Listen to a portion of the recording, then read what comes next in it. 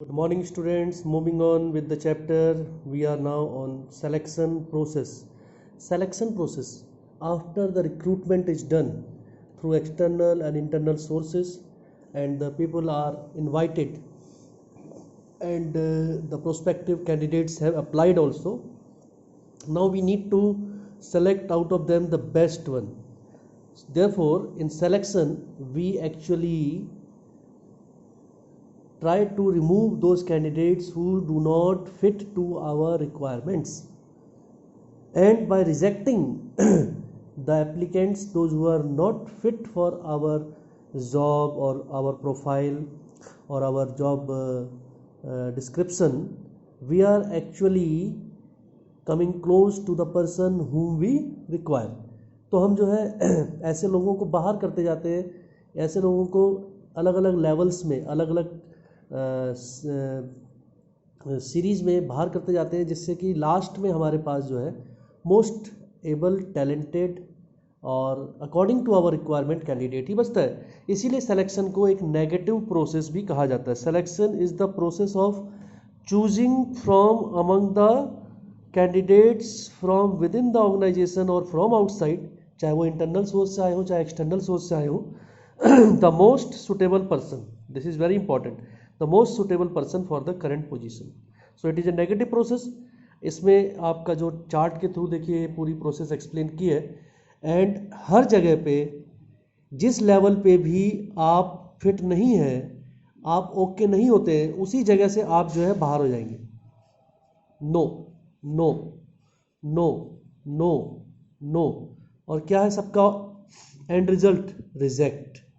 Reject कर दिया आपको. You are rejected for the job.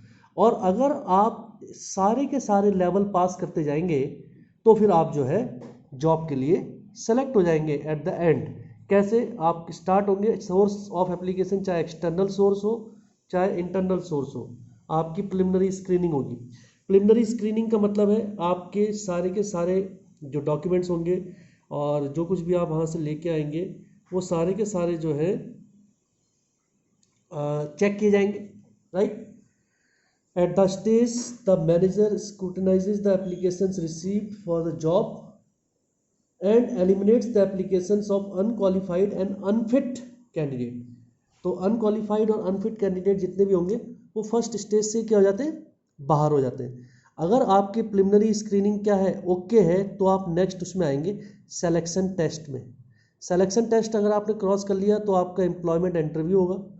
Employment interview भी आपने क्लियर कर लिया तो आपका रेफरेंस और जो पूरा बैकग्राउंड आपने दिया होगा जिसके थ्रू आप आए हैं या जो भी आप रेफरेंस लेके आए हैं उनसे क्रॉस एग्जामिन करके चेक किया जाएगा इज एवरीथिंग ओके.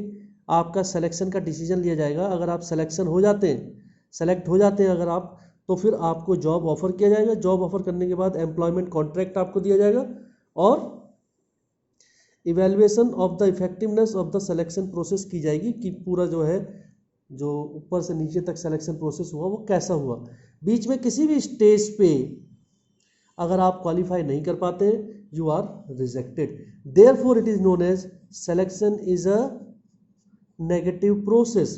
अब इसको थोड़ा सा हम डिटेल में पढ़ लेते हैं किस स्टेज में क्या होता है.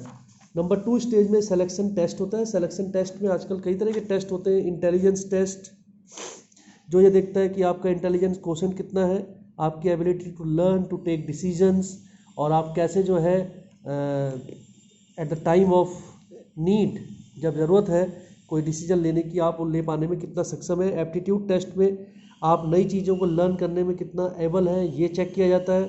पर्सनैलिटी टेस्ट में overall personality of the candidate is checked in terms of उसके इमोशंस कैसे हैं, रिएक्शन टाइम कैसा है, how mature he is, how much moral और ethical values he has. All these things are test. And trade test, आप जिस particular job के लिए आए हैं उसमें आप कैसे हैं, उसकी आपको कितनी प्रायर नॉलेज है उस ट्रेड की.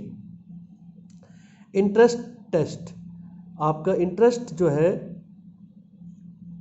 डिफरेंट फील्ड्स में वो कैसे हैं, वो जॉब से रिलेटेड कितने हैं, जॉब से अगर इतर कितने हैं और वो आपके लिए कितने हेल्पफुल होंगे, ये सारी चीज़ें चेक की जाती हैं. Then employment interview. Employment interview है जिसमें आपका जो है स्क्रीनिंग है, रिटन टेस्ट होता है और उसके बाद फॉर्मल इंटरव्यू जो होता है दैट प्रोसेस टेक्स प्लेस. और अगर आप पास करते हैं उसे, उसमें सिर्फ ये देखा जाता है कि how much is your maturity level, confidence level क्या है, क्योंकि आपके सारे टेस्ट तो पहले हो चुके। रेफरेंस और बैकग्राउंड आपके चेक होंगे, जो भी आप रेफरेंस लेके आए हैं, चाहे वो किसी एम्प्लॉय के थ्रू लेके आए हों, चाहे किसी जानने वाले के थ्रू, या जो आपके सारे डॉक्यूमेंट्स हैं उनको चेक किया जाएगा। whether you are selected or not, the decision will be taken by the management। Medical examination होगा आपको जॉब ऑफर किया जाएगा। मेडिकल एग्जामिनेशन में कोई किसी तरह की डिसेबिलिटी और सब क्रोनिक डिजीजेज वगैरह तो नहीं है, and whether you are mentally and physically totally fit for the job और नॉट, ये सब चीज़ें चेक होंगी।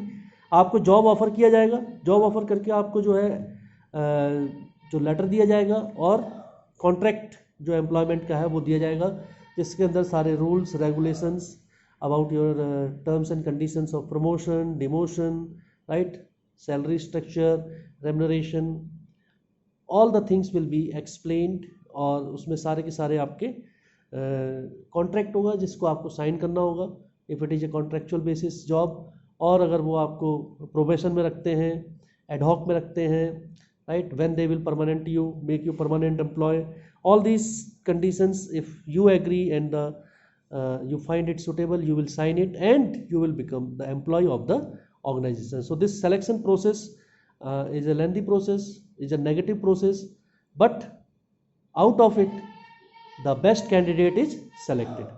That's all for today. Thank you for listening. God bless you. God bless you.